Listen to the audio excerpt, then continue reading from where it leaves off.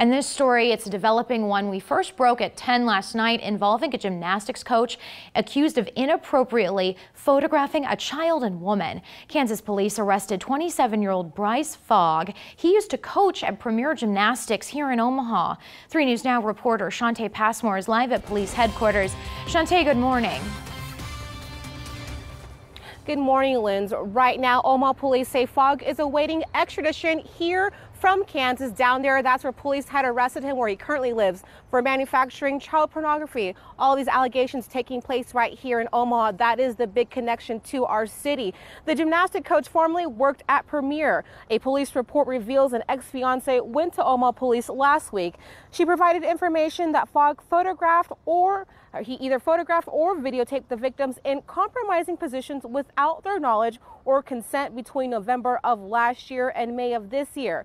This is a picture of Fogg we found on the Facebook page belonging to Sunflower Gymnastics in Kansas, where he also worked at one point. And Lynn's Fogg's ex-fiance came forward with that information to police while she was pursuing a protection order against him. In that order, she referenced Fogg's iPad, and right now police are continuing to investigate these cases, and if there are any other potential victims out there, they're hoping they'll come forward. Live at police headquarters, Shante Passmore, 3 News Now this morning.